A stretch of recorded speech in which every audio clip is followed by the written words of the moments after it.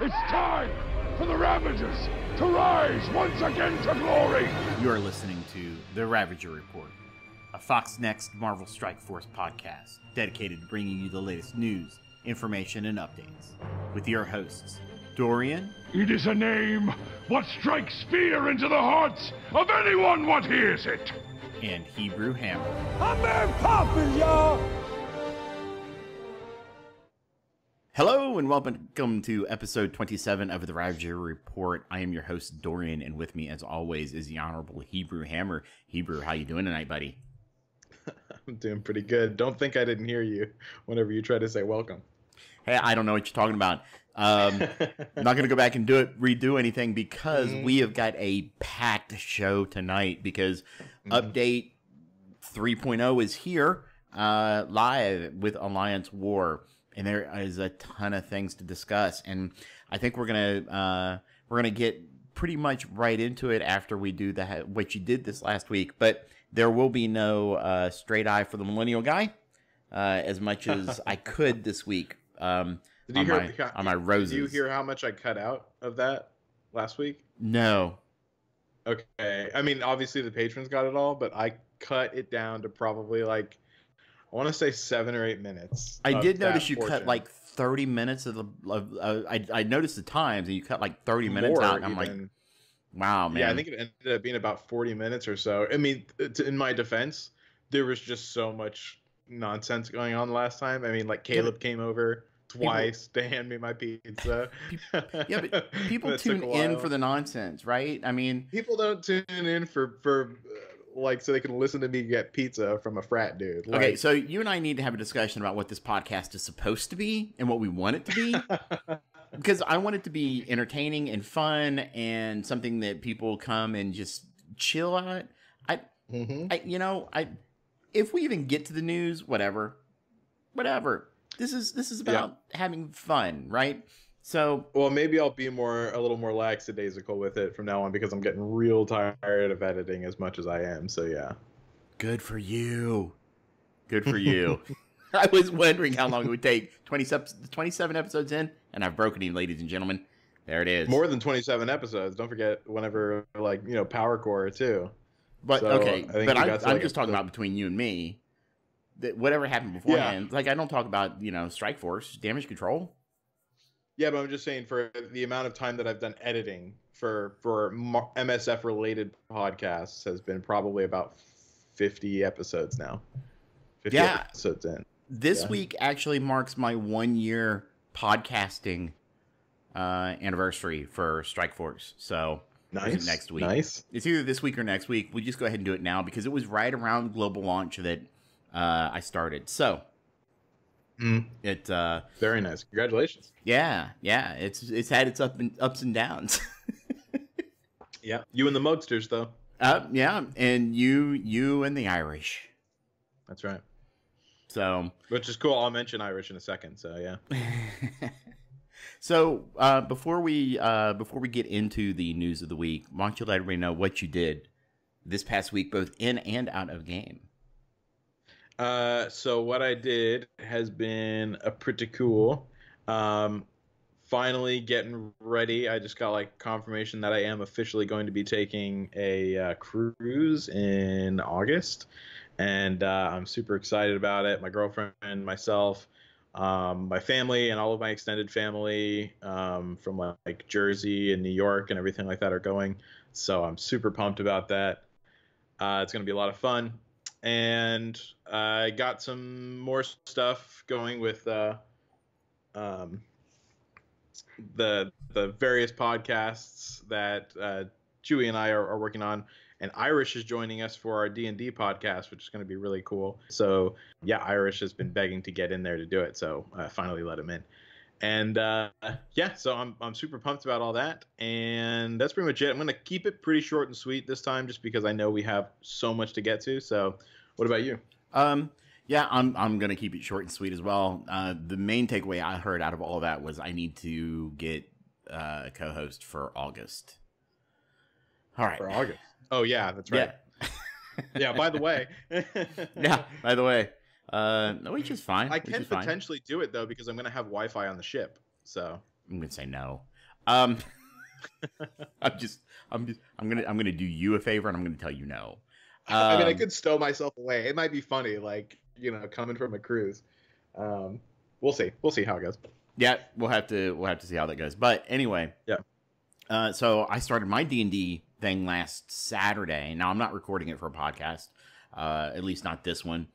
But it was interesting because some of the guys don't have a lot of D&D experience, but thankfully one of Muggin's friends joined in, and he's a DM, so he was able to help out. So it made it really nice.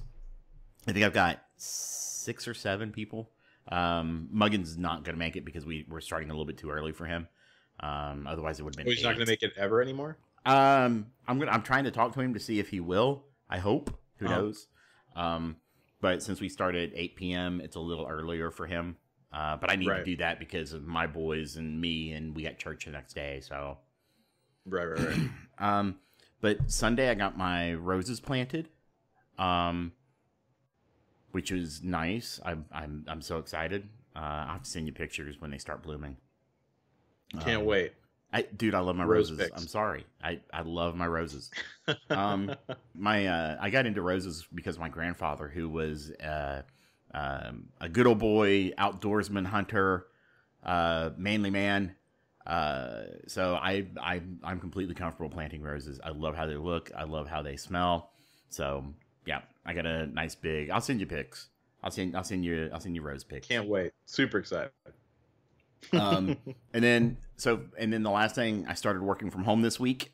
We are out of our office for the next 3 weeks until we get into the new office. Very nice. So be working from home, which will be interesting. I think it'd be cool. Like that's like the dream, I feel like. So it's harder working from home because it's more easy to get distracted. Get more easily distracted. Yeah. I mean, there are some nice benefits, but just too easily to get distracted. I mean, especially when I've got my wife is a stay-at-home mom, so she'll be here all the time. So there's easy distraction here. Oh yeah, I know what you mean. There you go. I gotcha. Okay. And I'm not lying either. So anyway, geez, we got complete. See, it's what Pope said earlier. The non-MSF stuff is the best parts.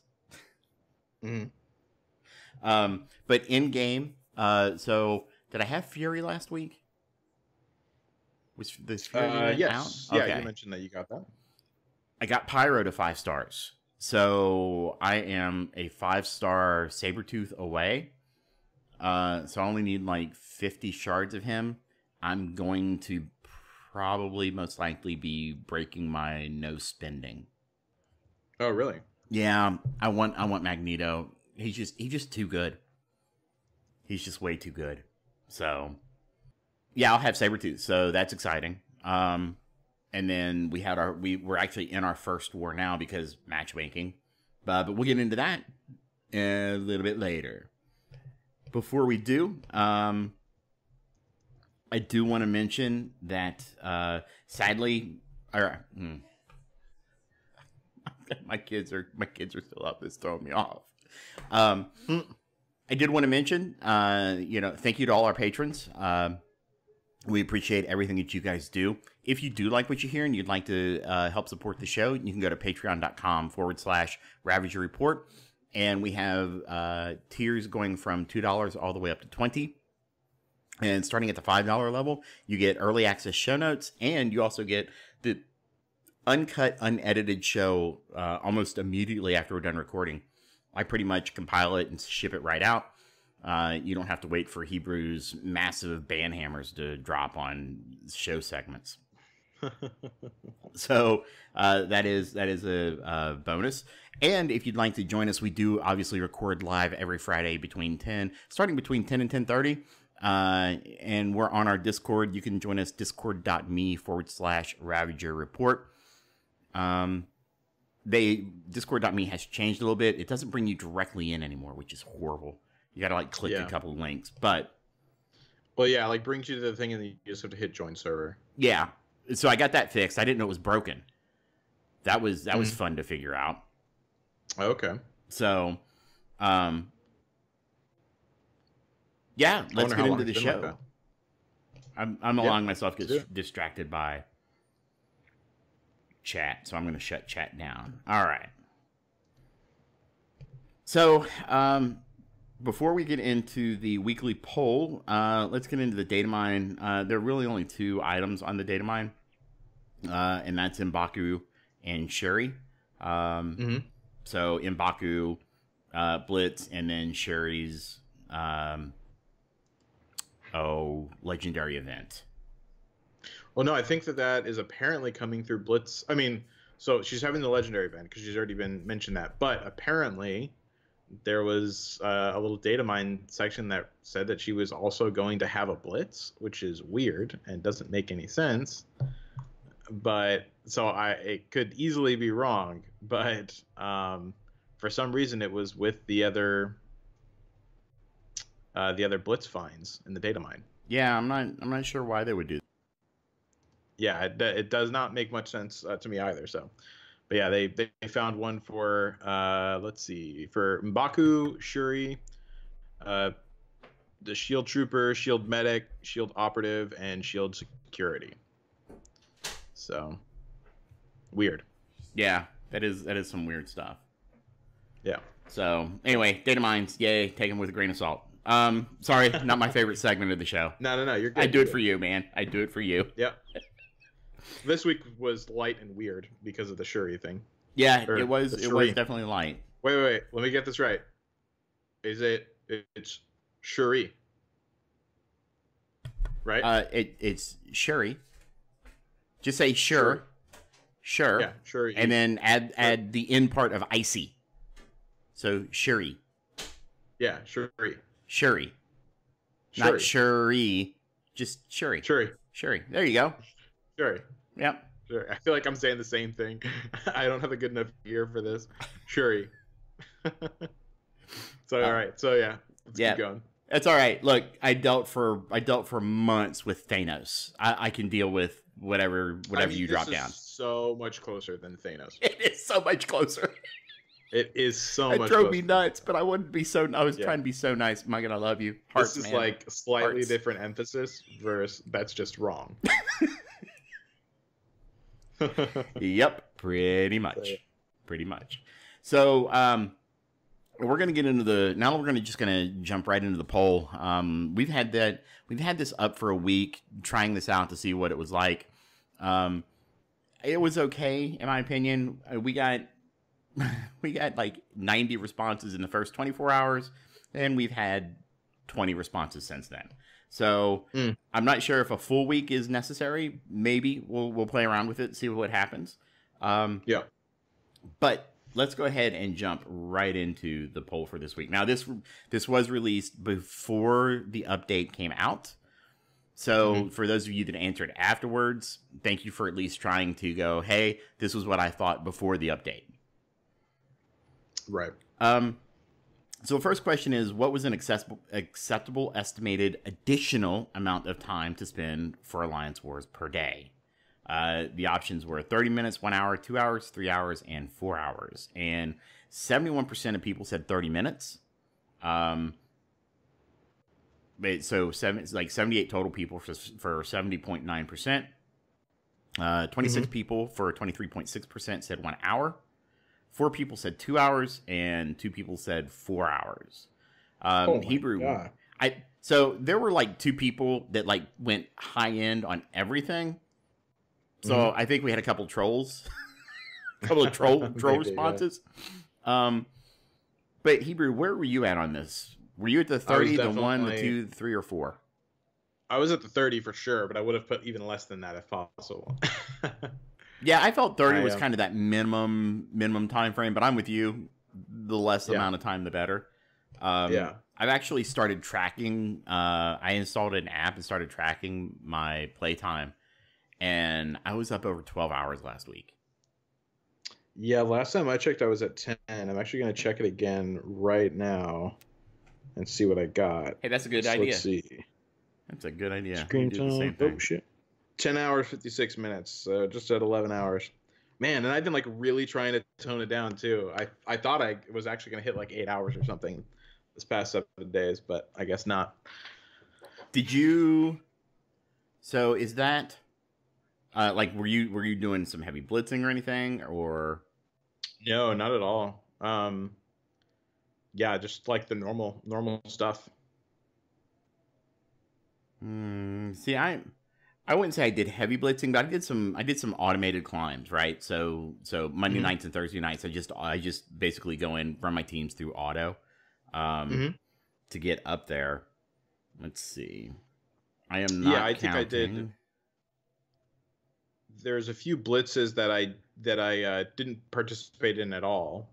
I think maybe like one. I guess over the past 7 days, like one or so that I didn't participate in at all. Right. And then the rest I got just to the milestones, or I got to 10%. Man, something's gonna have to go. So over the past 7 days, Strike Force is 12 hours and 2 minutes. Yeah, it's a lot. It is a lot. Galaxy of Heroes was 10 hours 1 minute. My God, I can't believe that you are spending 20 hours a week on mobile games. That is crazy. I'm not done. God bless your wife. Let me tell you that. Skylanders was 15 hours. What? Like, what do you? So hold on. Do? So hold on. Skylanders is weird, right? Uh-huh. You can't really count that time because so they allow you, once you clear it, you can auto levels, right? Which is kind of standard. The problem is they don't let you just kind of sim those. It replays the levels. Okay. Right? So you hit auto and it does it like 10 times, but you plug it in and walk away and it'll be like 10, 15, 20 minutes. Right. So, and it's the only way you can farm the character. So you just kind of tap auto, tap auto, and you can do that for all day. So that's not like active in it playing time like you are more with the Marvel Strike Force or the Galaxy of Heroes. Right. I mean, now you understand why I'm kind of like, man, something's going to have to go at some point. Yeah, I honestly don't know how you operate real life. Well, you're also not counting. Well, so a lot of that, though, is like I just kind of auto a lot of this stuff. But you're not counting in my Xbox time, too, because I do like 2 to 3 hours of Xbox a night. Wow, holy cow. I don't know where you find the time. So I don't sleep, right? So I've been going to bed earlier, but I typically don't sleep. And my wife goes to bed really early, like we're talking 8:30. Right. So I have basically from 8:30 to let's just say midnight. That's just basically me time. Man, that's crazy. So, yep. Anyway, moving on. Let's see. Fox Next expects Alliance War to involve a lot of strategy and coordination between Alliance members. Do you think Fox Next has provided enough tools for this to happen effectively? 100 people said no. 10 people said yes. So yeah, I think this one's a straight up no for me. Yeah, I'm with you. It's a straight up no. The 10 people that said yes, please feel free to DM me. I'd like to have that conversation. I have a feeling those are the trolls. Well, there were 10 of them, and we only had 2 trolls earlier, but you never know. I mean, if we could start seeing a pattern here because, 4 people said 2 hours, 2 people said 4 hours. So there's 6. There's 6 of those 10 yeses. Right. Let's see. There have been some concerns that those alliances that were able to participate in the playtesting of Alliance Wars will have a huge competitive advantage over everyone else. Do you think those alliances will have a competitive advantage? Yes or no? Surprisingly, 91 people said yes for 82.7%, and 19 people said no for 17.3%. Where'd you fall on that one? Can you actually repeat that one? You kind of cut off in the middle of it during the explanation. Yeah, I said there. The question was, there have been some concerns that those alliances that were able to participate in the playtesting of Alliance Wars will have a huge competitive advantage over everyone else. Do you think those alliances will have a competitive advantage, yes or no? I mean, I think yeah. I think that they'll have a bit of a competitive advantage. Not a crazy one, but yeah. Yeah, there's only so much strategy to it. So, and that's kind of where I said no, because I was one of those fortunate enough to be able to play test Alliance Wars, and I mean, we really there's not a whole lot that was taken out. Sure, you can look at strategies of setting up runes, but there's really there's not a whole lot of different patterns you can follow here. The strategy is not the hardest on the planet to figure out. Right. So I don't, they may have seen kind of what teams worked well, but I can tell you that probably wasn't going to translate to live very well. So, right. The next question is, so this one's kind of a hindsight question. The new update is expected to drop this week. Do you expect the update to be relatively bug-free? Yes or no? 95 people said no for 86.4%. And 15 people said yes for 13.6%. This was a definite no for me. I knew that there was going to be, I mean, as did obviously most people. Yeah, there's going to be huge problems, and there was. Yep. I also a no for me. I think they've proven that they can't do an update without breaking things. So yeah. The next question was, they've announced 2 new playable characters in the update. Which two do you think will be included? M'Baku and Okoye, M'Baku and Shuri, Shuri and Okoye, or other? Surprise! So, who did you say? I thought that it was going to be M'Baku and Okoye. Okay. 90% of people agreed with you. 5 people thought it would be M'Baku and Shuri. 2 people said Shuri and Okoye. And then 4 people said other. The next one. Do you like that they've made Spider-Verse the unlock requirement for Shuri? Yes or no? For me, no. Not at all. I'm with you. I also said no, as did 76.4% of respondents. 26 people said yes for 23.6%. That's kind of surprising, actually. Well, this one shouldn't be surprising. The next question is, do you believe it thematically makes sense for Spider-Verse to be the unlock for Shuri? Yes or no? I don't think so at all, unless there's some kind of weird comic book connection that I don't know about. Yeah, there's not that I'm aware of. 108 people said no for 98.2%. Our 2 trolls said yes. There we go. Can always count on them. Yep. So the next question was, it has been announced that Magneto will come back soon. Do you think they've done enough to make Pyro and Sabretooth farmable for the event? Yes or no? Right now, yes, but they've released it at a time that I'm not sure it's going to be enough. Does that make sense? So, like, if they would have released this, like, 2 months ago or something, then I would have said yes, definitely. But now I just don't know if we have enough time to make it super reasonable. Yeah, and that I actually answered no.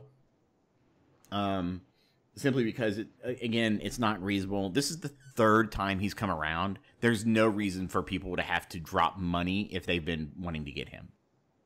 Yeah. And this is where I think that Fox Next gets a little too greedy. Okay, this is one of the places.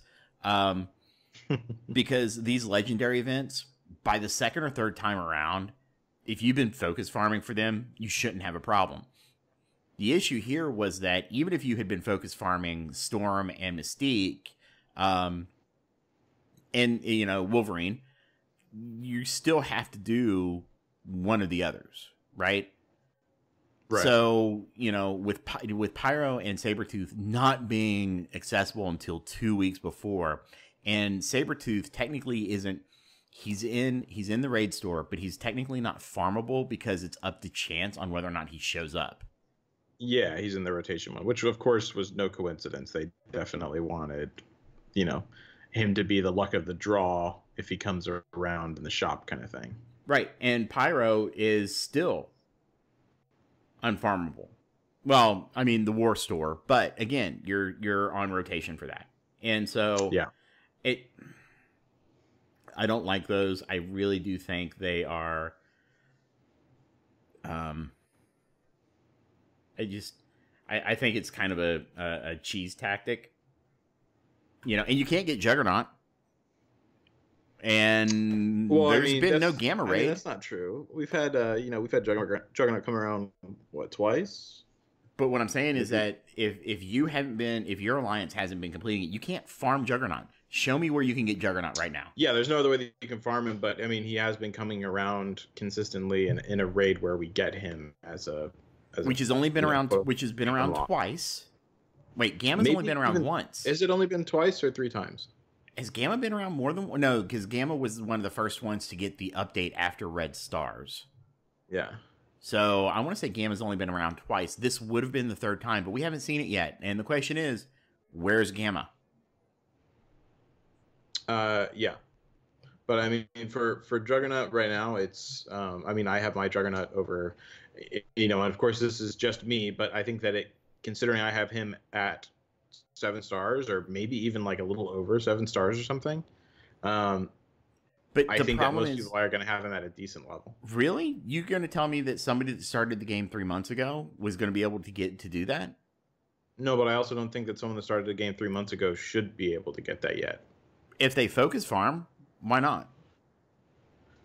He's a character that's made to be like not a legendary reward, but like, a raid reward character. Like, that's fine if they don't have him. They don't need to have every character as someone that can be super easily farmed, but as long as there is a method that comes around consistently, I think that that's okay. Yeah, the problem is it's not consistent. Where's the Gamma Raid? The Gamma Raid should be here right now. I think this is the first time that there's been kind of a break in the system there since they've started. And could it be because Magneto's coming back next week? Oh, I am not doubting the fact that I think that has something to do with it. I also think that Alliance Wars has something to do with it too. But yeah, I mean, either way, I think that as far as Juggernaut being farmable, I think that he is farmable enough. I think that I don't consider him one of the problem characters. So here's why Sabretooth and Pyro and Carnage are the problem characters, in my opinion. Yeah, I disagree only to the extent of, and when I play other games built off the same model, I'm not going to name names. Right. I can't think of a time that you have to farm a legendary character. No, that's not true. That's not true. You do have to farm like BB-8 to get Rey Jedi training. So you do have to farm that legendary to get that. But they always brought the legendary event back right before the journey event. So right. And it can be done solo. I don't like things that rely on your alliance to complete, because that to me is not farmable. Yeah, I mean, that's a separate issue, but yeah, I mean, I know what you mean about that. So, but you're right. It's been around twice. Anybody that's kind of been wanting to focus on him, I mean, mine's at 6 star. So, and he'll be 7. He should be 7 star next time it comes around. Because I got my aim up now to clear out a couple of extra aim nodes. Boom, baby. Hey, when we're 100% in Gamma and you guys are going, man, if only we had somebody who could do aim to get those nodes. I mean, isn't the other option shield for that? Shield's across 4 of those lanes, or 3 of those lanes. Right, but I mean, like the partner option for that aim node, what is it? That's a really good question. I can't remember. I think you're kind of missing the point, though. Am I though, or you is it are? Just a good you are absolutely no. You absolutely are missing the point, because you can use those guys a little bit later on in the raid. Well, I mean, it's not like I can't use them anymore if I use them earlier. Aim and shield. Aim and shield, yeah. So I mean, yeah, I'll just go through there with my shield, no problem. It's not like I'm going to lose to anyone. On Gamma 4, maybe. If you think that aim will survive over shield, like there's not going to be any. Why would you take the chance?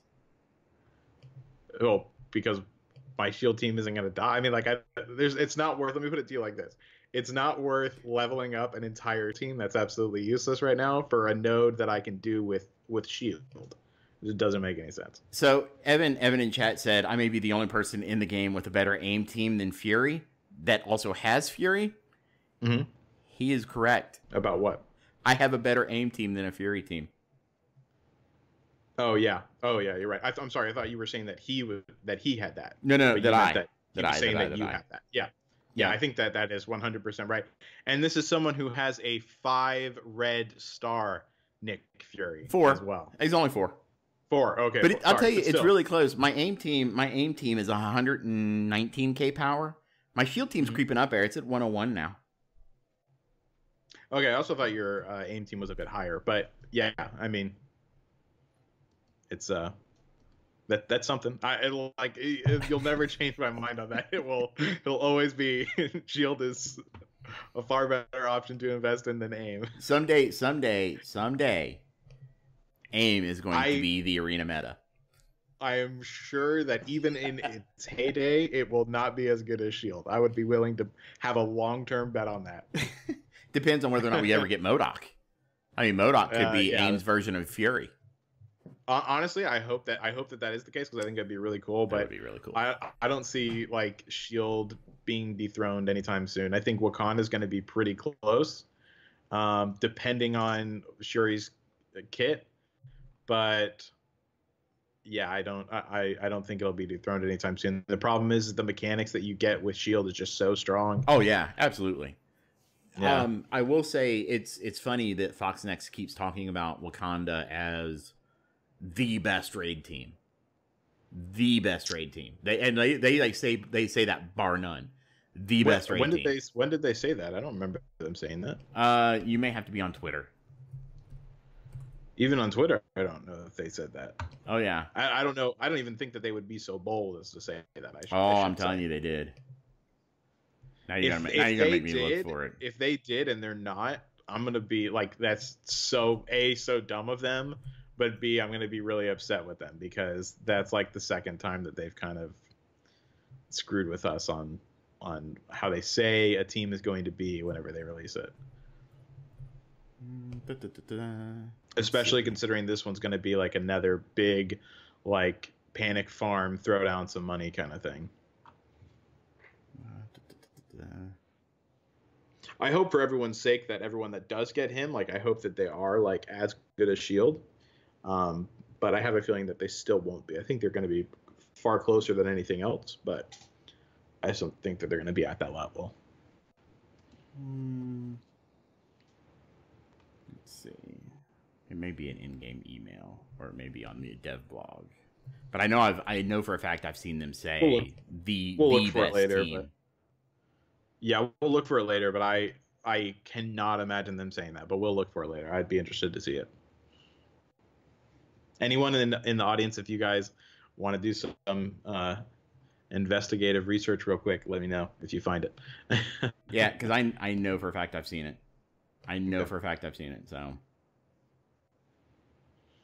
All right, well, let's go ahead and continue. Now my OCD's kicking in. My OCD's kicking in. Was it an in-game mail? Hold on. He said it might have been an in-game mail or a whatchamacallit. I'll check MSF.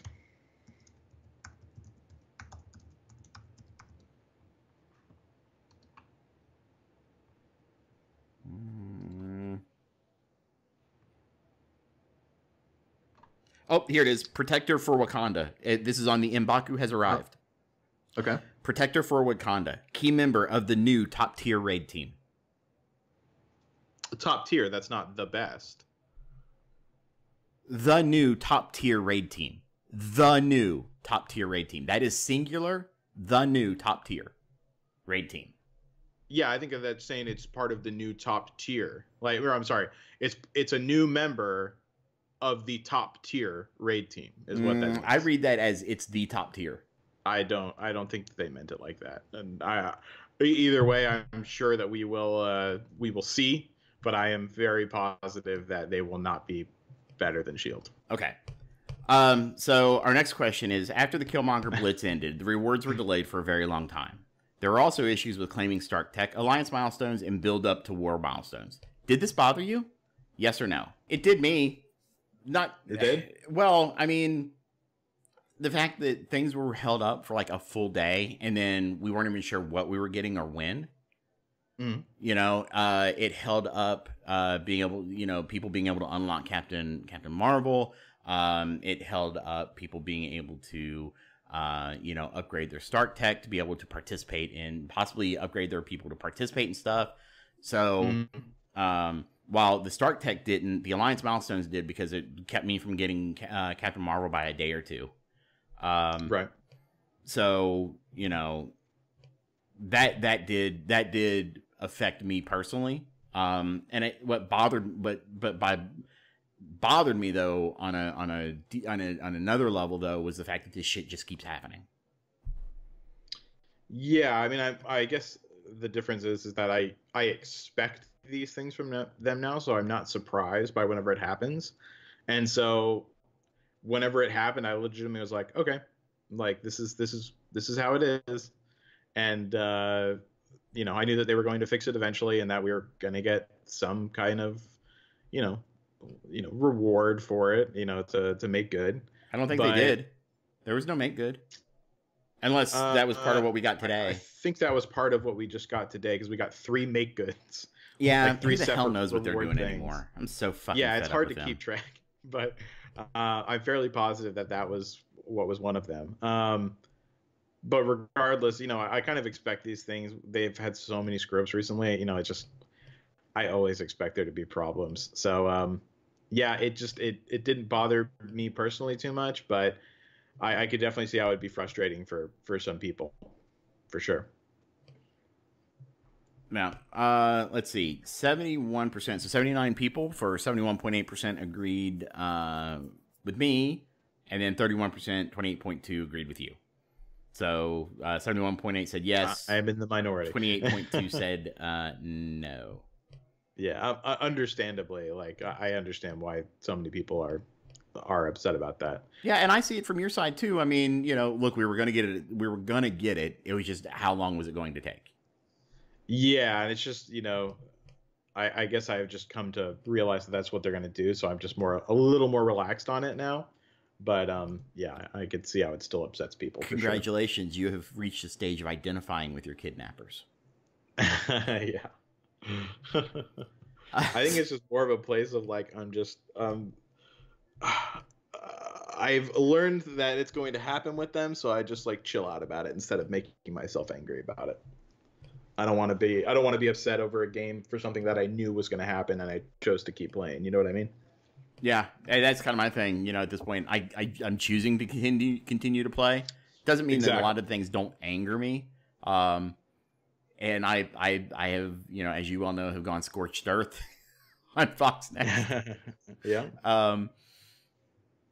Just it's ridiculous. It's so bad. Anyway, next question is Fox Next stated in a post 6 months ago, we realize both the frequency and depth of our communications isn't where it needs to be, and we're committed to making it better. 6 months later, have they accomplished that goal? Yes, no, or only in certain areas? Just a straight up no. I mean, well, let me say one thing. They have been pretty good about the blog posts. Like, I will say that they've done that, but there's definitely weeks that it's obviously fluff bullshit. And they make enough money. They should be giving us good stuff every week. But more importantly than that, the stuff, whenever something goes wrong in the game, we need someone talking to us. Like, I think that that's only fair. The stuff that happened just recently with Alliance War was bullshit. And the fact that they didn't respond forever was so annoying. Yeah, there was no response. There was no explanations. It was, and still, you know, I think they did mention something eventually, but regardless, it took a much longer time than there needed to be. I mean, that's why I'm like, we know this game makes so much money. They can afford someone to always be out there, you know, giving updates and things like that. I mean, I think it's only fair, honestly. Which apparently they now have. We'll see how it goes, though. Yeah. So, I mean, this is like the second time that they've said that they've hired a community manager, though, I feel like. Well, this guy's supposed to be a senior community manager. He did come from Capital Games, the creators of Galaxy of Heroes. And apparently he was part of their Game Changer program. Just looking through like his LinkedIn information. That's right. I cyberstalked the dude. That he was part of like their Game Changer program. So maybe he'll bring something like that to Strike Force. I don't know. You know, I don't know the guy personally. I know I've talked to some of the Game Changers over there, and I've gotten mixed feelings on the guy. So we'll just, you know, kind of in a wait and see moment and see what happens. You know, he may fit right in at Fox Next. So yeah, from what we were talking about earlier, I think he's going to be right at home there. Yeah, pretty much. So now we're going to move on to the section of the poll about the Polygon article. So the first question was, when asked about the delays to Alliance Word release, Amir Rahimi stated, that was, I think, because our commitment to making sure that what we call the toy, the thing you're actually playing with, feels good. Do you trust Fox Next to put out good quality controlled content? Yes or no? No. Okay. I mean, I will say that I mean, I still think that now. I think that they did better on Alliance Wars than I thought that they were going to do. But this question was put out before Alliance Wars. So the two times that they've ever surprised me and was first Stark Tech. And that one, they actually really surprised me because it was an incredibly good job. It was really good. It is better than I thought it was going to be. So far, you know, I still give that room to change because it's only been out for, you know, a few days now. But it looks like it's better than I thought it was going to be, so I am slightly surprised on that. But yeah, I just overall though, their ability to balance things correctly have been historically terrible. So I don't trust them to do anything off the bat good.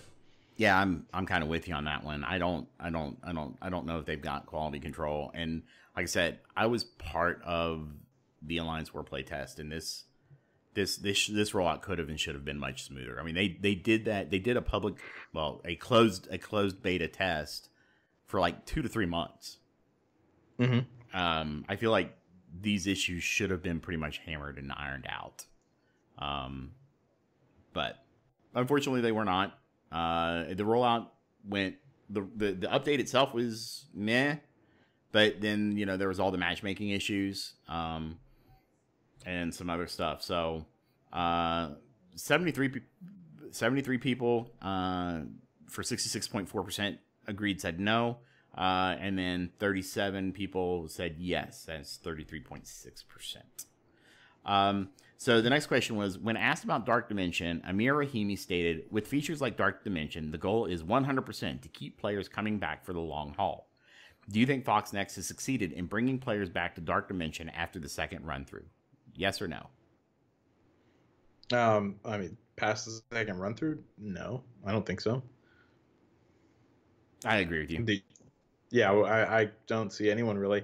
I mean, unless like you, I honestly don't know why. I mean, if you wanted it just to get on the timed leaderboard. I mean, I haven't even finished my second run through yet. Honestly, I've been slacking on it so hard. But once I do, I'm not touching it again ever.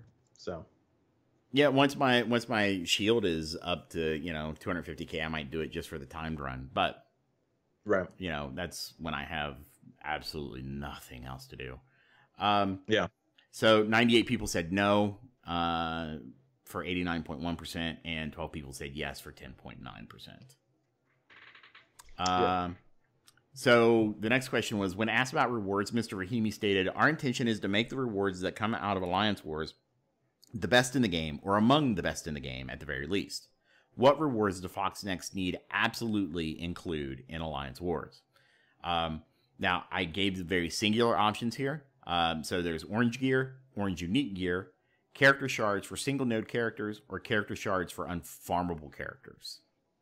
So if you could only pick one of those, what did they absolutely have to include for Alliance Wars store to be one of the best?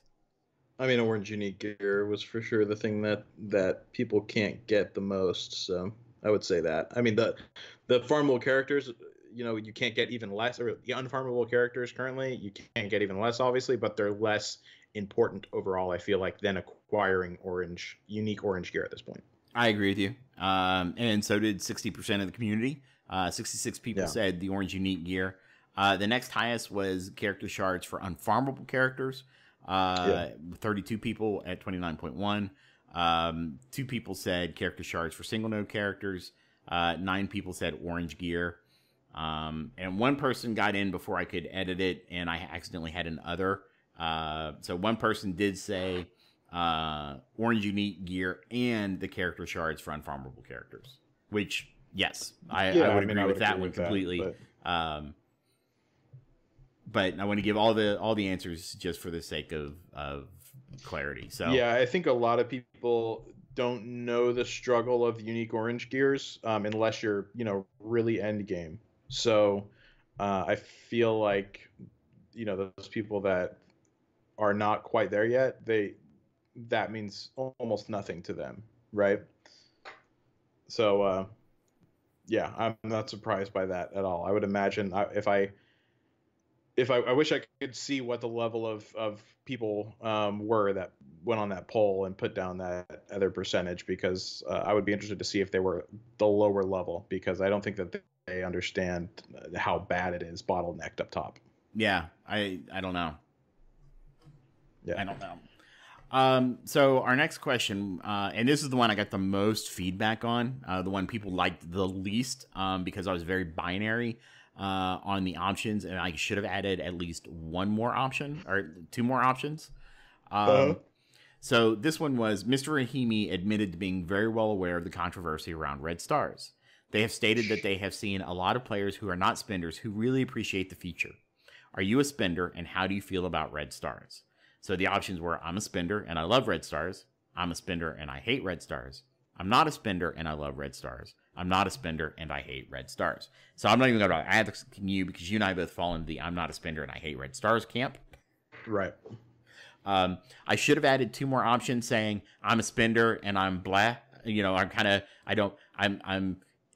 indifferent to red stars. Yeah. So I'm a spender and I'm not a spender and I'm indifferent to red stars.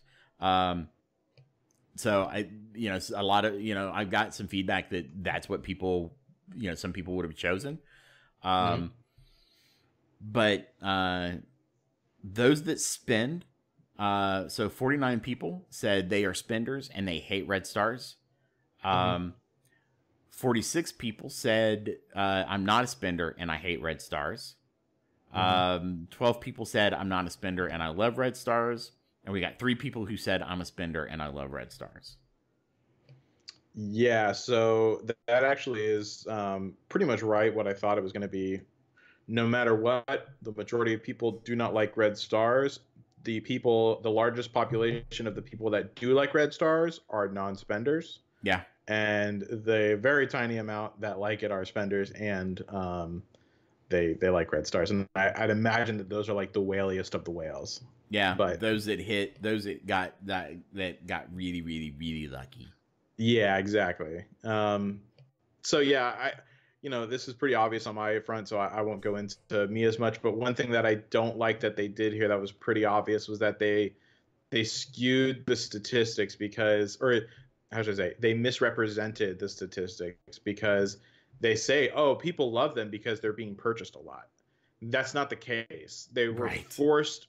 Tons of people were forced into having to take those offers to keep the position of power that they were in, because so they were basically exploited into doing so by the company, and then they take those statistics as validation of, yep, people love it.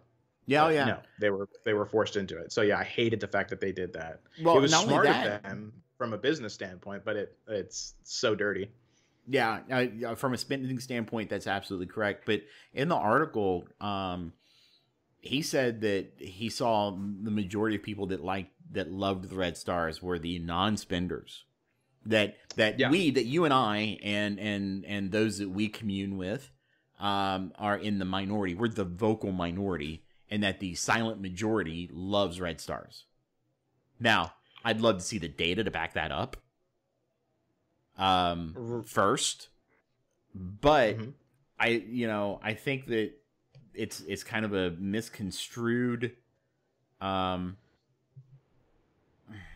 kind of a misconstrued feeling. I think conceptually that actually makes sense, because if anyone was to tell me that the biggest population of people that like Red Stars, it would for sure be free to play people. That's fair. And I think that it would be non-competitive free to play people, or people who haven't spent, at all before, like, because, I feel like I'm of a somewhat different mind, because I spent before and I don't spend now, but I can see things from the whale perspective too. Not the whale. I definitely was never a whale. Let me specify that. I was a dolphin at one point, but I could see things from the kind of spending perspective as well.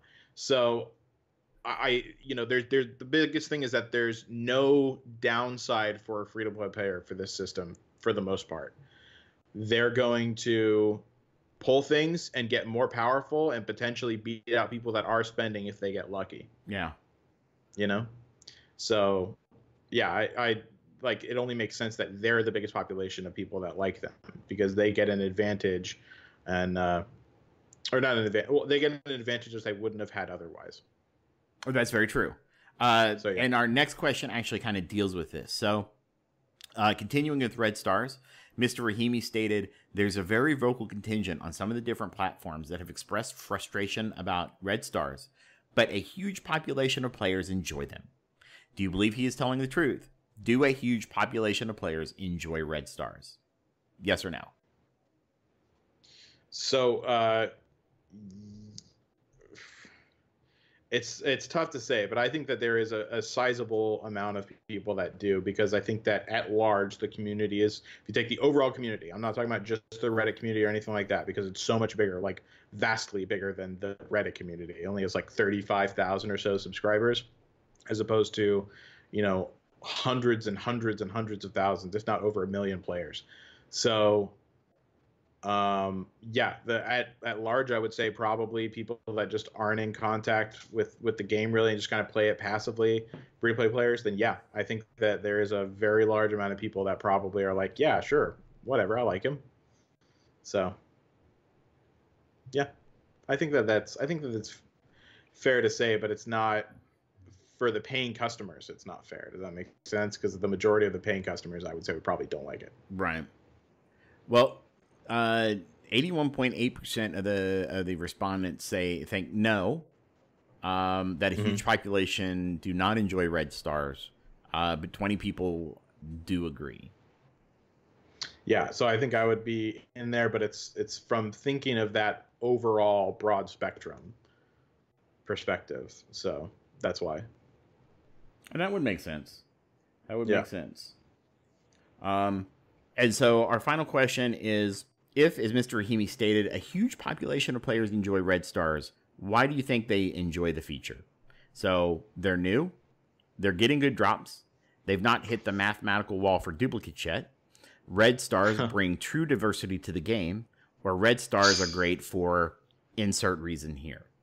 So why do you think a huge population of players would enjoy the feature? I think it's because in that same population that I was mentioning, I think that it's because they see power spikes that they would not have seen otherwise. So they're very kind of out of touch with communities of this game, and they see, oh my god, yeah, I finally just got this character up to it boosted them up like 20,000. If they pull a 6 or 7 star character, right? And so yeah, I could see them freaking out and being, oh my god, I love this. This is so cool. I can do so much more stuff now. But I don't think that they see the overarching problem with that. So, I think it's just because they see big power spikes, and also definitely because they haven't hit the mathematical duplicate wall, because that is probably the most frustrating thing, is whenever you start pulling Red Stars all the time, from your weekly and the blitz, and then you can just never get anything but duplicates. It's the most ridiculous, hilarious, frustrating thing, and then you just pay into the circle of getting more duplicates from your elite Red Stars. It's hilarious. Oh yeah, it's pretty bad. So yeah, a majority of respondents, 40 people, said they're getting good drops, which kind of goes back to what you were saying there. For 36.4%. The next was they've hit the mathematical wall, which was 39 people. So almost split equally amongst those two. So that was at 35.5%. 16.4% said they're new, so that was 18 people. 7 people said that Red Stars bring true diversity to the game for 6.4%. And 6 people said Red Stars are great for insert reason here. Right. So there we have our poll for the week. Hope you guys enjoyed it. So we had dev blog for this week. Talking about the Alliance War came out. They did say that they've upped matchmaking duration from 30 minutes to 2 hours to help with it. Yeah. We went against a team that was way better off than our team was. Like for our first one, they crushed us. So like it wasn't even close. Their teams were disgustingly higher than ours. Wow. So yeah, it was. But it's like the whole thing is that this mode is bent on a total collection power. So well, maybe. I mean, we really don't know what they're using for matchmaking. Right. We don't even know if they're locking people into tiers. Like if they're saying, "Hey, you're only going to fight people within plus or minus 5% of your total your alliance's total collection power." Right. Right. I mean, you could wind up being the 1,000th ranked alliance and fighting the number 2 ranked alliance for all we know. Yeah. Yeah. And I've heard. I do need to keep track of that. From now on, just because I want to see like just how if it's really going to be misconstrued all the time, like if it's going to be poor matchmaking or what. Because I mean, it makes sense that it would be, because it's a hard thing right now. We're kind of at that point where people that are much better and have invested everything in these really high meta teams, their collection power looks high, but all of that could be really centered into those specific teams to destroy us. Yeah. And so yeah, it could be misleading, and another team could just have it that's really shittier alliance overall. No offense, but I mean, competitive wise, but it's just because they have, broad spectrum of champions. So I feel like there's going to be a little bit of a, adjustment period. Which is fine. When you go from a playtest server with, 5 to 10 alliances to suddenly thousands, you're gonna, you've got to fine tune those queries, right? I mean, it's gonna take more time because your data set's just so much larger, right? It's exponentially larger. So, Yeah, one thing that was actually like, I was like, oh shit, I'm in trouble, was that I threw my Brotherhood team on this, which my Brotherhood team was like, with the buffs, it ended up being like 220, I think, or something, 210, 220, something like that. And then I was going up against a shield team that was 250 or something. Normally I would be able to close that gap for the most part with my Brotherhood team. But they had those natural buffs on them that we didn't clear beforehand, and they were protecting I forgot which one it was, but it was the 200-point center. And so I went up against it. I got crushed because nothing stuck on them because their resistance was so high. Yeah. So I was destroyed. It was hilarious, actually. I didn't get to do any damage to them, pretty much. So Shield is actually in a much better position, I feel like, overall now than it was before. Like, you can really like hunker down and protect some teams, and people are really going to have to take out those specific bays that give the global buffs. Or I don't think any of the ones around them give adjacent for the bottom section, the 200 pointer. I don't remember offhand, but Shield is actually like going to hold down really, really well, much better than normal here. So Shield's on top once again, as if it never left. You just make me want to rage quit. So I'm going to take a real quick segue. Please, please, please, please, please tell me you've seen Mr. Mom. I've seen what? Mr. Mom. Yeah, with Michael Keaton. Okay. All right, good. I love that movie. All right. Yeah. So I didn't know if you noticed, you said I've seen that one with Hulk Hogan too, by the way, Chewy. Sorry, go ahead. Yeah, that's Mr. Nanny or something like that. Yeah.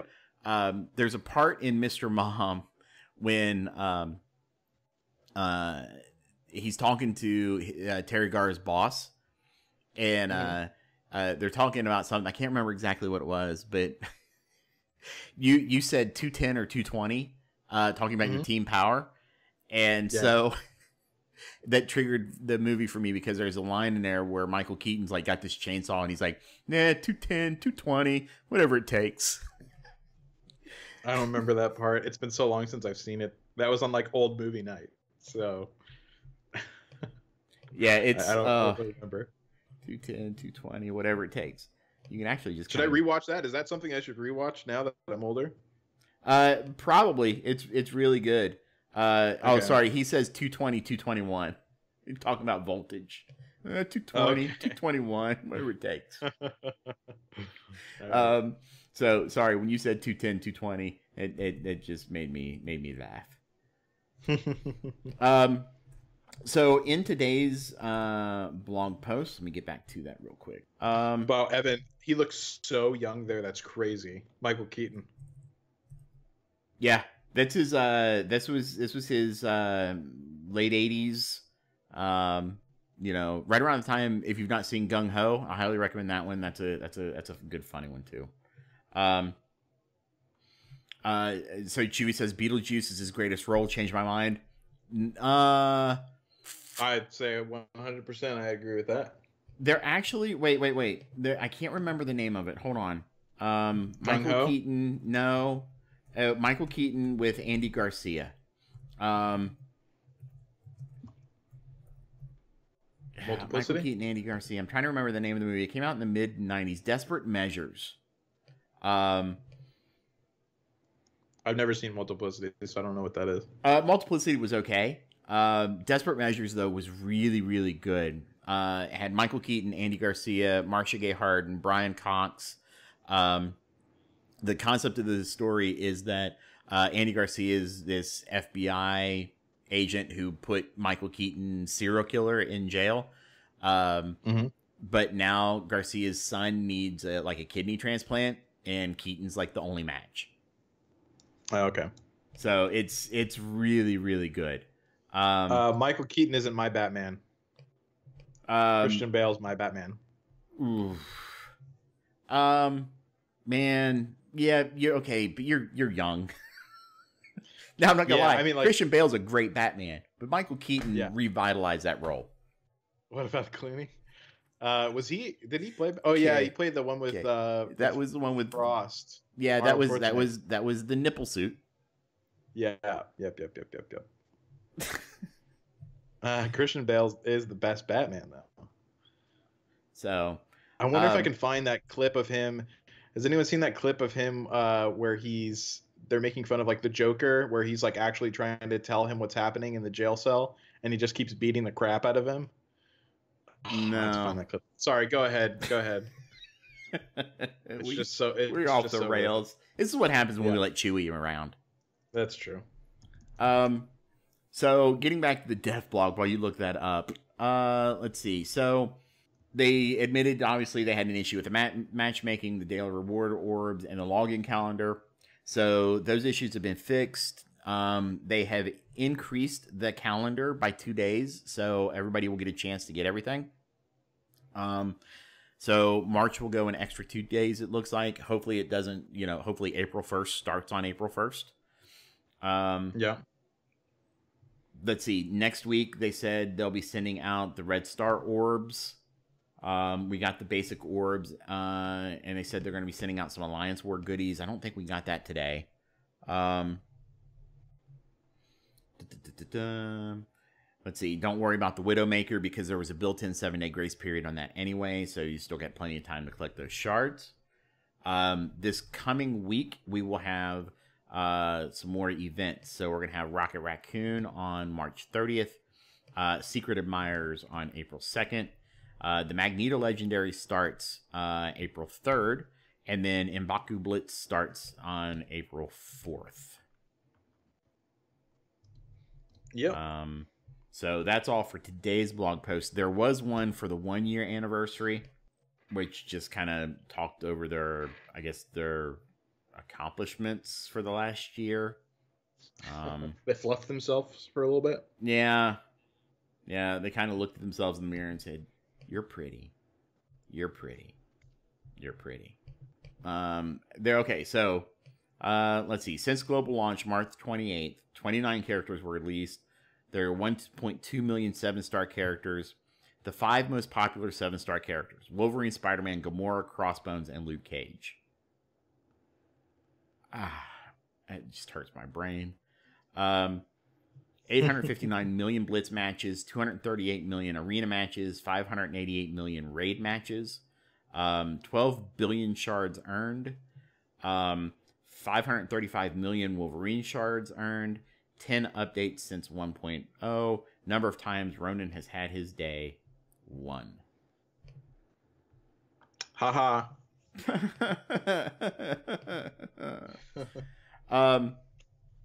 So, yeah, that's kind of the dev blog. On the update, what have you thought so far about the update overall? I mean, sure, we had the issues, but I mean, it's kind of par Taking for the out the course here. issues, I think that War so far has been a little less of a time drain than I expected it to be, and that was probably the thing that I was most worried about. So, and like I said, I'm not 100% sure about it yet because it's only been out a few days, so I have to see how things go. But just because of that, I think it went better than I expected. There were some things that, well, I guess we'll get to the part that I'm thinking of in a second. But as far as the UI is concerned, but yeah, I for the most part, I guess it was okay. Just so many bullshit mistakes where things got screwed up and they have to fix it. I'm getting real tired of that, but yeah, I mean that's about it. Yeah, they said they were going to update the home buttons. I'm not sure what did I miss something? What are they talking about on the UI? Yeah, the UI looked pretty much the same. I know one thing I'm getting tired of is having this really small file that then has to go and download gigs of data. Oh, I know. It's so dumb. It's a very small thing to be like upset about, but it is something that I'm just like, come on. Well, it actually slows down gameplay because if you go into like Blitz or whatever, and it just has to start downloading stuff, and if you're not fortunate enough to be in Wi-Fi, you know, I mean, that's true. It's a good point. It can slow it down a bit. Yeah, I definitely wish that you could just download it all at once. Have the option to at least download it all at once whenever you're at the comfort of your home. Yeah, or download in the background, right? Download the assets in the background. Yeah. And honestly, you should only have to download if the assets changed. You should have a list of updated assets, and you only re-download those. Yeah. I mean, there are some very easy ways to do that. You can do it by hash sums. Like MD5 sums, you can have tag markers. I mean, it should be doable. And like you said, it's a really small thing to be upset about, but I think this is the only mobile game I play that has that, where it updates not in the background. Yeah, I think that what's frustrating about it is that it is so small. And the fix is so obvious that you're like, come on, like Fox Next, what are you doing? Just you could fix this so easily. So I think that's the frustrating part of it. It's such a small fix, and that I mean is so typical of them in so many ways. There's so many very small fixes that could have made things much better that they wait to do forever. So yeah, I don't know, but. I will say one thing that's getting worse and worse, especially now that we have a new mode with new charges and stuff like that for them to sell. Those pop-up ads for the deals. Oh my god! But wait, we can't call them ads because according to people on Reddit, those aren't ads. Well, I mean, sorry, I think snarky Dorian. Outside ads, but yeah, I mean like. The offer pop-ups, seriously, it's getting bad. I call them ads, dude. They're clearly ads. They certainly feel like ads. It's ridiculous, and that's why I really do have to close out of like eight or so at least at a time, and like it'll go past like I'll go into one mode, and then I'll hop back out, and then there's another 2 that follow me, and I'm like, oh my god, just go away. There really needs to be a box for that. Like, just don't fucking spam me for this shit. Even if they sold it for $1 to not spam me anymore in offers, I would honestly break my ban of spending and just buy that one thing and then go back to never spending again. Just because I'm so tired of that happening. Oh, you are their target spender. Frustrate me until I'm willing to spend. Yeah. Yeah. So you started playing this, and I actually play it with some of our listeners, the Skylander Ring of Heroes game, which is fun. They have a concept where when you log in, you get all your ads, right? But there's a checkbox that says, don't show me this anymore today. Yeah, you mentioned this last time, actually. Yeah, which is nice. I enjoy the fact that I can just go in, I get the ad once for the events or whatever, and then I'm done. So that's just. What are you playing? I know you're playing something. I'm not playing anything. Oh, I was checking the offers in the game because there is an offer I wanted to talk about that I'm happy they've brought back. It's the 10 power cores for 10 shards. Oh yeah, I heard about that. That's been triggering like every 4 hours or so. It's awesome. Every time I look, I do not see it. I've Restart your game. Times. Okay, I'm gonna do that right now because I've actually looked for that a couple times and I have not had that happen yet. Yeah, I just got mine. I got 10 Jessica Jones. Yeah, if it's something in like low core power cost, that's fine. I mean, I'm not gonna ever spend money on the game again, but I'll throw down 10 power cores for some shards. Now I spent, what was it, $1 or $2 last week? I did spend $1 or $2 earlier this week. And that's only because the offer was way too amazing to pass up. It was like 200 cores, and like 240 energy or something like that. Mm-hmm. And I was like, no offer, by the way. Oh wait, scratch that. Yeah, keep scrolling down. Just keep scrolling. Yeah, no, for one orb. What is that? For what? It just says. What is that for? Oh, for 10 shards of any character available. Okay, yeah, we'll do it. 10 Hawkeye. All right. Nice. JK. All right. So anyway, yeah. So I spent like $2, because I was like, well, wait, you want $5 for like 150 power cores? I was like, yeah. And you're giving me 200 or 250 for like $2 plus some free energy or something. I'm all over that. They don't know how to balance their offers. Somebody got 10 seconds to Supreme. I'm sorry. I gotta close chat. Balancing things, period. Even, I mean, that includes their offers, their own offers.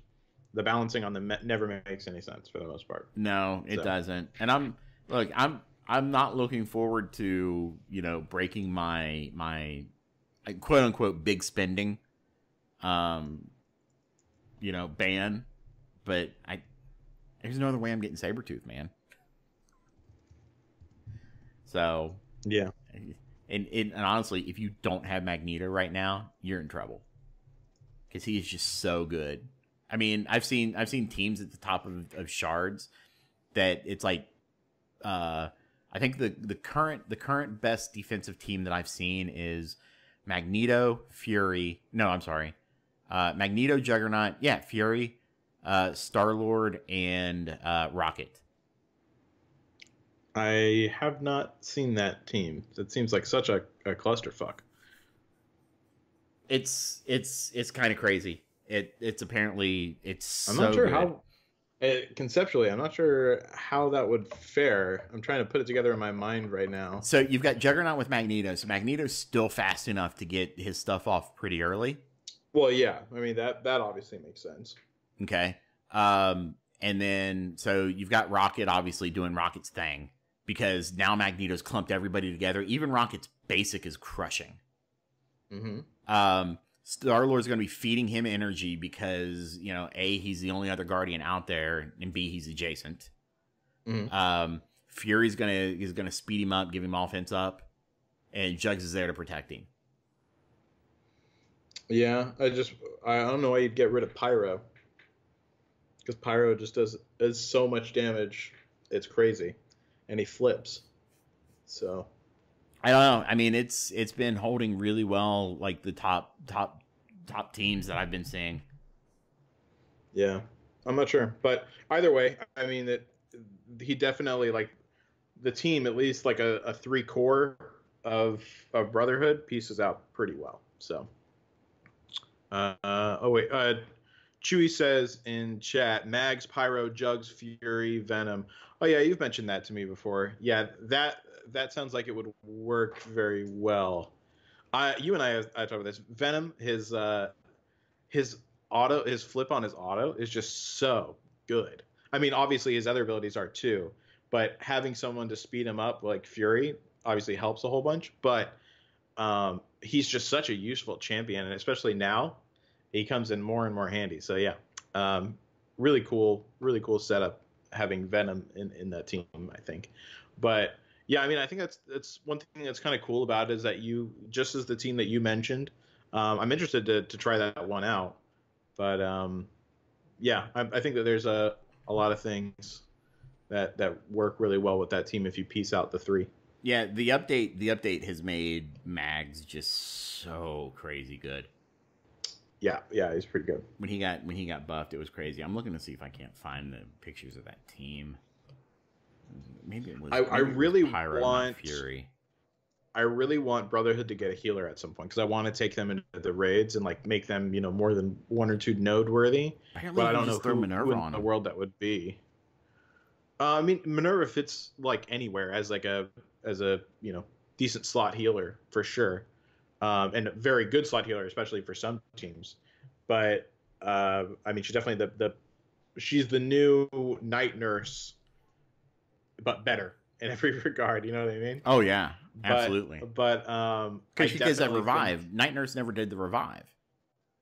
Right, she never did the revive, and I mean, she just has so much utility to her. Period. I mean, she's just ridiculous with the amount of stuff she has on her entire kit. But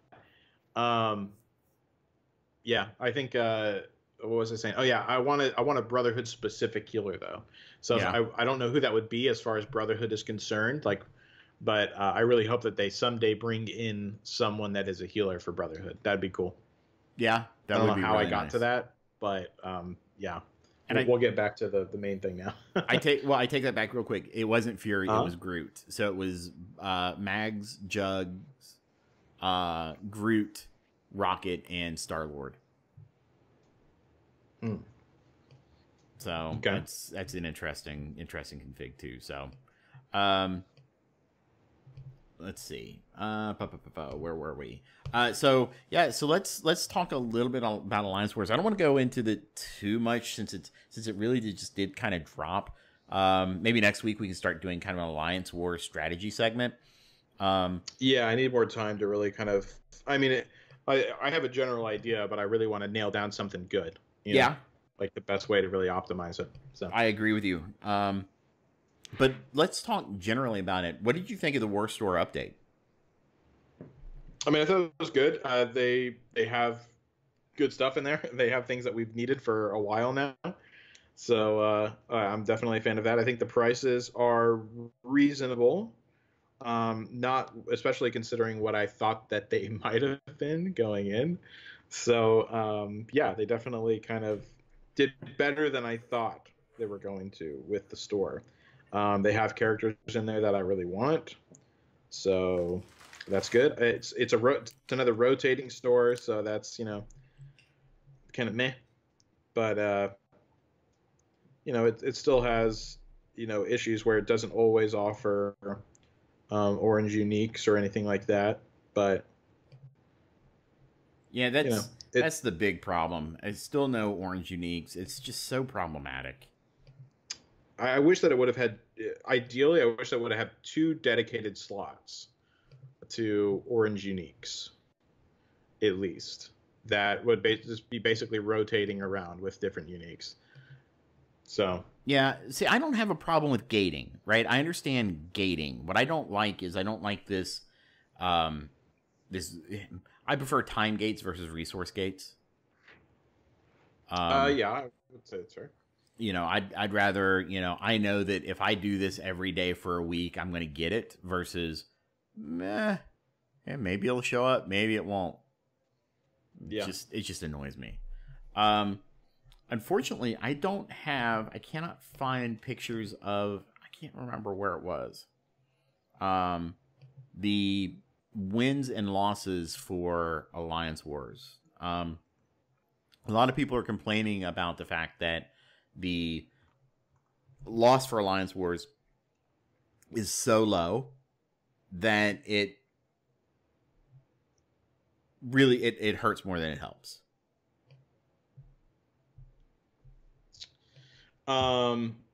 What's your take on that?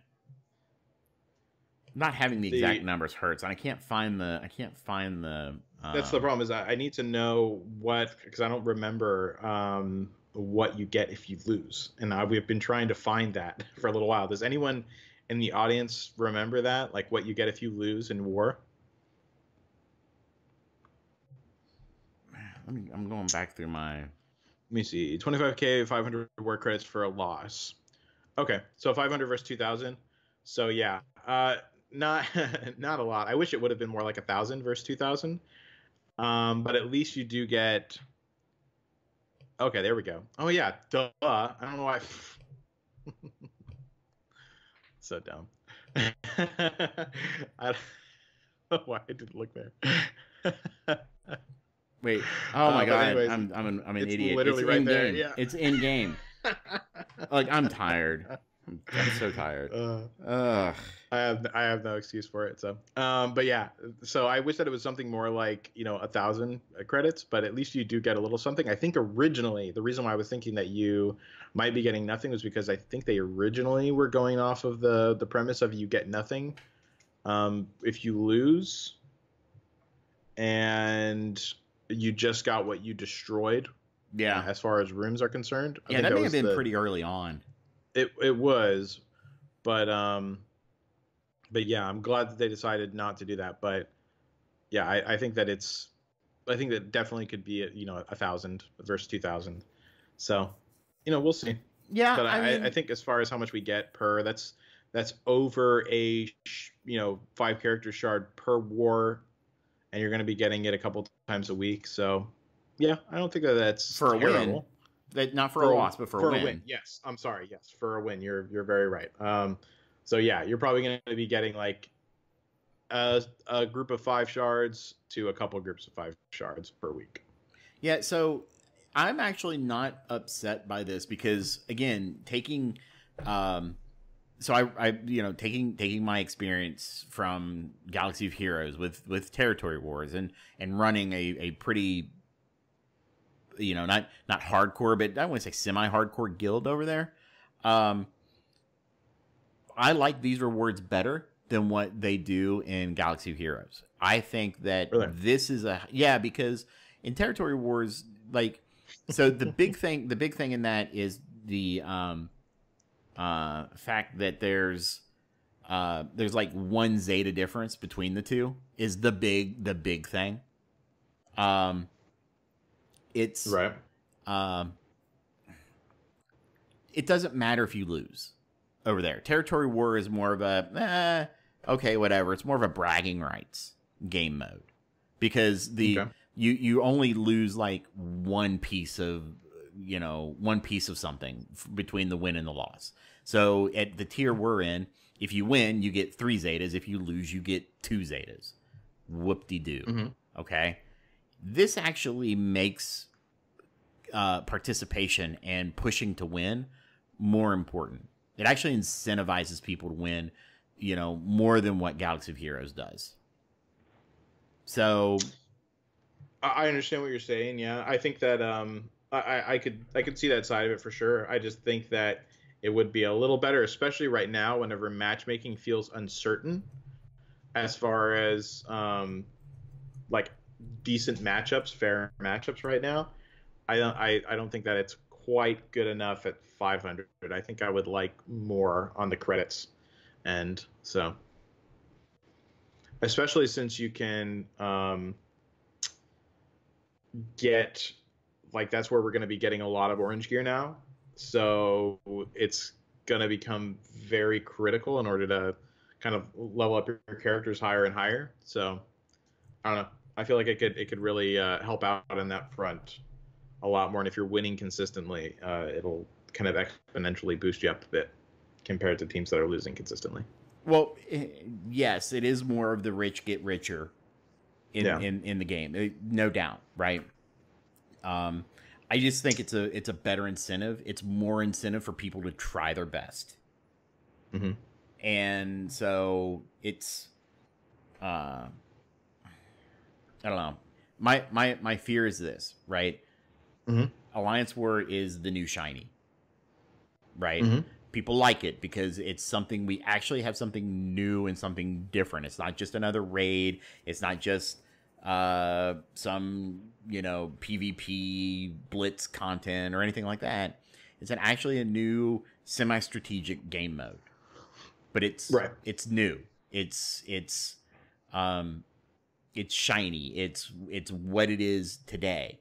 What's it going to be in a month or 2 months, right? There has to be something to keep you engaged with this versus I got to do it because I have to do it. And I think that the rewards are a good incentive for that. Yeah. I mean, I think that's the case for all of the modes so far. I mean, there's a lot of modes that are really old and repetitive, like all of them are. This is true. That's very, very true. But yeah, we all always go back for the reward. So yeah, I mean, as long as it has a reward that progresses us forward, and especially in a bottlenecked game like this, I think that there'll always be a reason to come. Right. I'll be honest. It's more forced upon you than anything else, honestly. One thing I really like that they did with Alliance Wars is the fact that it's only 3 times a week. It's not every day. That would have been just way too much. Hear me out. This is my dream for Alliance Wars. Once a week, triple the rewards. I'm okay with that. I'm okay with that. I'm okay with raids too being like that. I still want raids to be like that. Like I want it to be like a 48-hour thing, and then you just double up on the rewards. That would be so nice. Oh man. Yeah, I if you think about it, as time goes on, there's always going to be more and more stuff added to this game.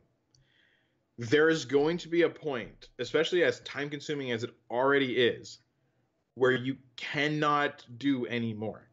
Like, something's going to have to give. So, if the average, I would say probably, considering our playtime, and you and I are competitive players, right? So I would put us in the we're not super competitive because we're not blitzing every 2 hours every time, Right. But I would say that we're relatively competitive. Yeah, I mean, I'm a top 150. I think we're still on the 150, like right on the cusp of 150, if not under the 150 mark. Alliance, so fairly high up. I think you're top 200, right? Maybe top 2 or 3. So yeah, so something like that. But either way, like very high up in the percentages. So whoa, 1 second. I just want to see flip. Oof. Flippity dippity. My goodness, man. Oh, wow. Sorry. So as everybody knows, we record live, and one of our friends of the podcast, Flip, showed his usage here, and in the last 7 days he played 42 hours and 59 minutes. Wow, dude. Okay, guys, we're don't tell Flip, but we're gonna have an intervention. I just to be clear here, though, I mean, that's like pretty much your level, but just instead of divided between multiple games, it's all just in one game. I didn't hit 43 hours. You spent... I came close, didn't I? Yeah, you did. Yeah, but I told you, Skylanders doesn't count. Skylanders, because of the way Skylanders goes, that doesn't count. I don't know. I don't know enough, but yeah, sure. But yeah. Anyways, let's go ahead and get back to it. So, yeah, that's crazy. But I forgot what I was saying. Whenever, Man, that was whenever wow. um, I forgot where we left off at. But We were talking about. I think we were talking about the rewards. yeah, I don't know. No, we were talking about engagement and time spent because we're both semi-competitive. Well, we're both competitive, but we're not hardcore, super competitive. Yeah, we're not so flip level. Yeah. So we're both competitive. I would say, being the top, like 1 to 300 alliances, like 100 to 300 alliances. You got to be spending. It looks like around, 9 to 12 hours a day, or I'm sorry, not a day, a week on the game. And if you go a little bit under that, I would say probably somewhere around the average is probably maybe 6 or 7 hours a day, week. Gosh, I keep saying a day. Probably because Flip has jaded me now. But yeah, so I think that given that, it's just going to become too much eventually. That like it's just too much for a mobile game where people are going to start falling off. Like it's just going to start losing players because it's too time intensive. I thought this was going to be it, but as I said, it took less time than I thought. So, and I think that might have had something to do with it. But whenever it comes to new content that's coming out eventually, I think it'll be a while till we see something like brand new edition like this that actually adds time instead of replaces it in some way. Right. But I think whenever that happens, I'd be curious to see what happens to the player base. But yeah, it's just as it is right now. It's still too much for me. I want it somewhere around to be competitive. It would be nice if it was like a 8 or 9 hour thing. I don't know if that's ridiculous of me to ask or not, but yeah, I definitely want it to be more around like maybe even realistically like a 6 or 7 hour thing a week. So maybe like an hour a day kind of thing. Yeah, I think that it would be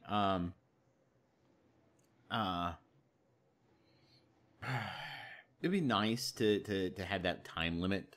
I don't know if 8 to 9 hours per week still feels a bit much, but about an hour a day would be all right. Yeah, I think an hour a day to be like, on the more competitive level would be good. Hour and a half a day. I think that's fair. But yeah, right now, like what I'm spending on it is I feel like just it's too much. Yeah. So I think that the thing I don't like about Alliance Wars, and I know the energy's capped, that you can only buy like 4 extra energy per Alliance War. Now, I will say I do like the fact that the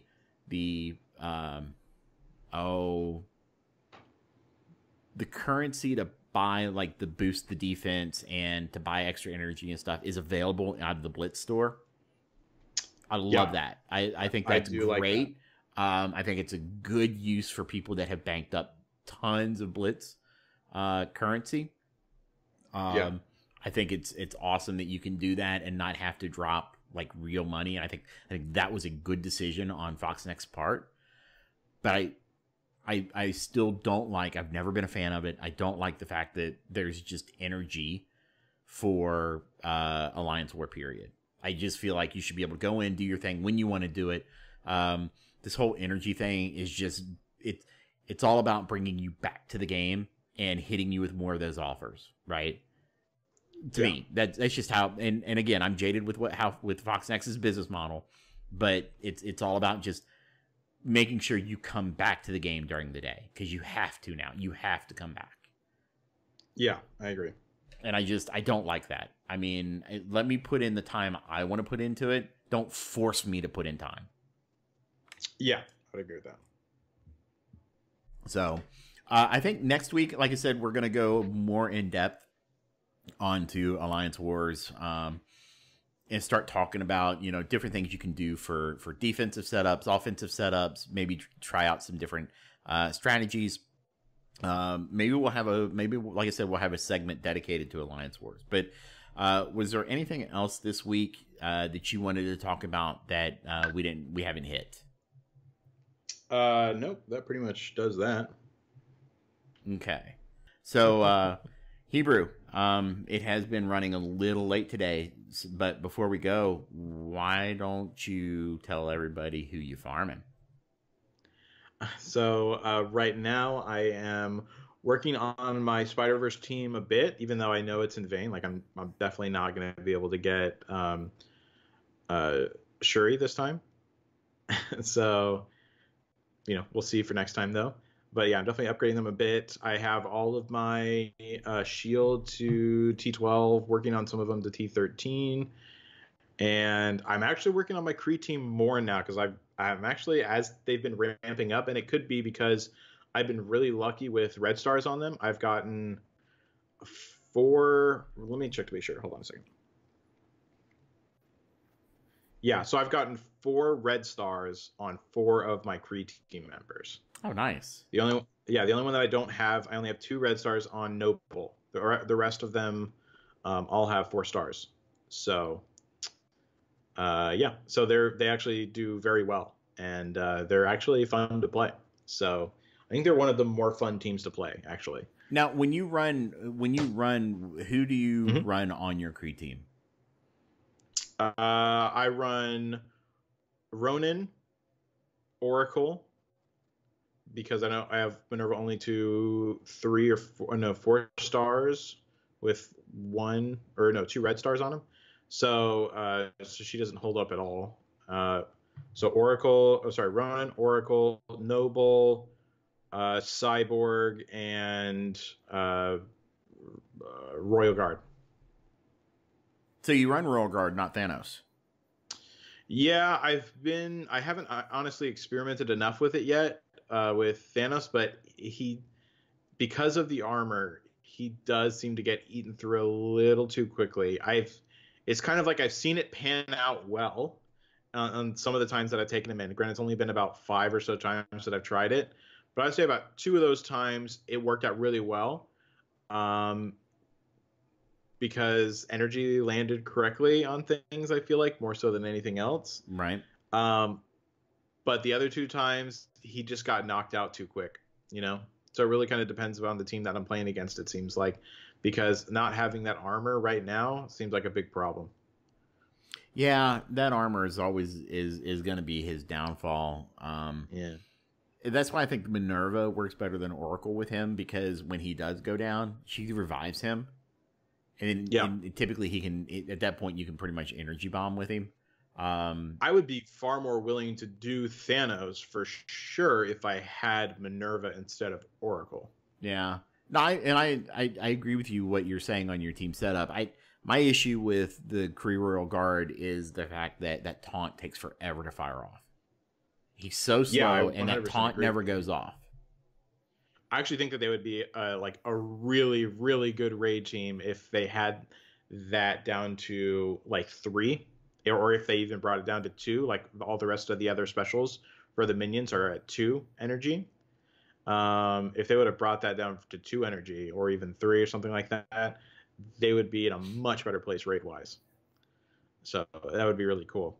But yeah, I think that it really does. You have to have energy land right with Royal Guard. Like you need energy to proc onto him in order to really make that team start going quick. Because whenever they go, like whenever energy does land right, they can really annihilate some things. So.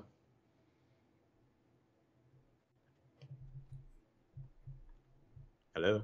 Yeah. Was that? I didn't know if you had anybody else you were working on. Oh, I'm sorry.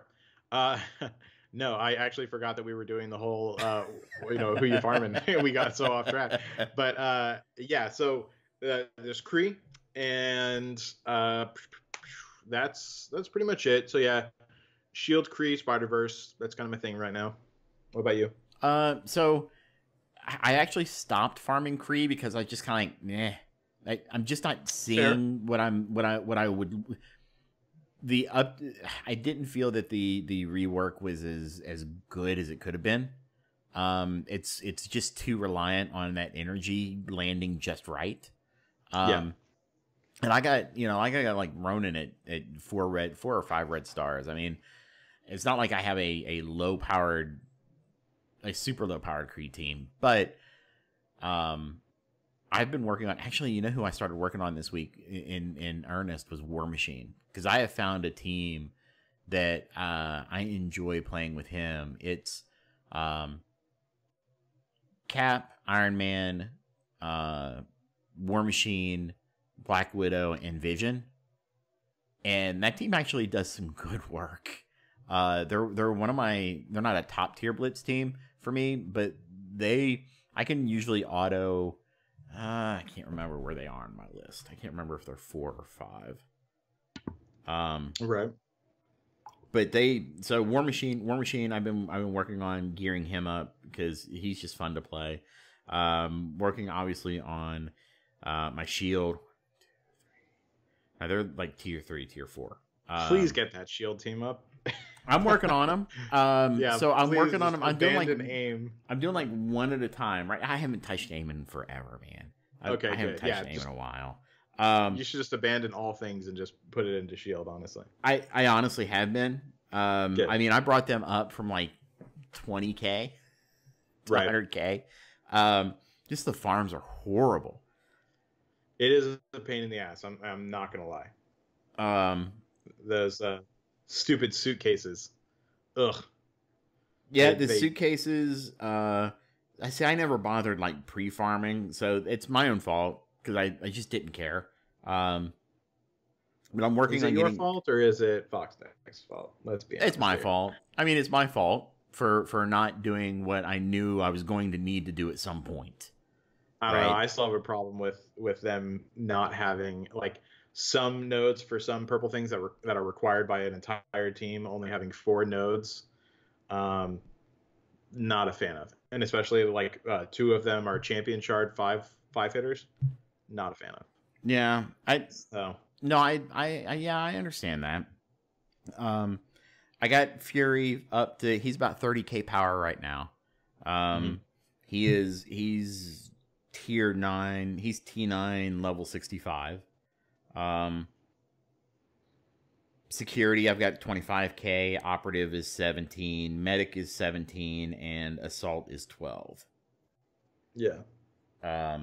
So what I'm doing is I'm kind of trying to work like one at a time, getting them up to like tier 9. Getting them to level 60. And then I'll move to the next person. Getting their abilities upgraded. So right now I've got everybody at least level 50 except for Assault. So Assault's the one I'm working on right now. Trying to get at least to tier 8. And then, leveling up when I can. But with no Gamma Raid, we're shy gold again. So that's a thing. Yeah, exactly. I'm going down on gold quick. Yeah. On my gold stash. And then, I'm picking up Sabretooth every time I see him. I blew 30k raid credits trying to farm him, and that didn't go well. I think I got like 6 shards or something. It was ridiculous. Yeah. I mean, I'll always say to this day, I mean, if you're looking for like one character specifically, even in the rotations, like it's always better to focus farm them with your credits rather than hope that it falls on them for the orbs. Which is why I left myself like 4k credits so that I could buy it. Because I knew he'd show up. Yeah. But we're hitting the raid every short of a day now. So yeah, exactly. I mean, if let me specify, if you're not looking for someone specific, then I definitely am like, do the orbs if you want. I never can in the raid store because I'm constantly needing my raid credits for either gear or farming someone. But if you don't have anything like that to farm, then fine, go ahead and do the orb. But otherwise, I would say focus farm. Yeah, and I normally agree with you 100%. I only did this time to try to get the extra shards for the Magneto event. Oh yeah, that was just more towards the for the audience than you. Yes, yeah. I agree with you 100% there.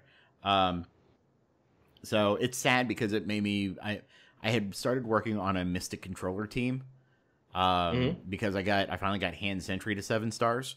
So I was running like Loki, Doctor Strange, Scarlet Witch, Mordo, and Hand Sentry. That's a fun team. Yeah, it's an annoying team, that's for sure. It is an annoying team. But I've had to stop that farm and stop working on them. Yeah, I gotta say that probably the most annoying thing in the world is just comps that have Hand Sentry and like Mordo and Scarlet Witch and things like that. Doctor Strange too, who just like there's so many different people that are high priority targets, and you have that limited amount of time to try to knock them out because Brotherhood's about to, or I'm sorry, what should we call it? Hand Sentry's about to make everyone go invisible. It's such a pain, especially whenever there's a Loki on there too. So yeah, because Loki goes right after Hand Sentry, so exactly, Hand Sentry gives everybody dodge and stealths everybody, and then Loki drops his 2 minions and stealths Hand Sentry. Exactly, and so you're just like, so what am I gonna do? Very frustrating. You're gonna go after a summoned minion. That's what you're gonna do. Yeah, exactly. With a summoned minion with a dodge on it. Yay. It is fun. It is a fun team. I want to work on that one. Sorry, I didn't mean to interrupt you. No, that's okay. That was my last one. I was basically done after that. So, okay. So Hebrews, before we wrap up, was there anything that we didn't talk about or that you wanted to say or mention or anything like that? No, that's pretty much it. Just thanks to all the patrons, everyone that showed up live. Really appreciate everyone, coming around, supporting us. And that's pretty much it. Yeah, absolutely. Well, we do want to thank you for listening to the Ravager Report. If you'd like to become a part of our active and interactive community, you can do so at our Discord channel at discord.me/Ravager Report. If you'd like to send us an email, you can email us at theravagerreport@gmail.com or find us on Twitter at Ravager Repo. If you like what you hear and would like to help support our show, you can join our patrons at patreon.com/Ravager Report, where we have subscription levels ranging from $2 to $20. We do want to send a great big thank you to all of our patrons and let you know that we do appreciate all your support. And until next week, keep fighting, true believers.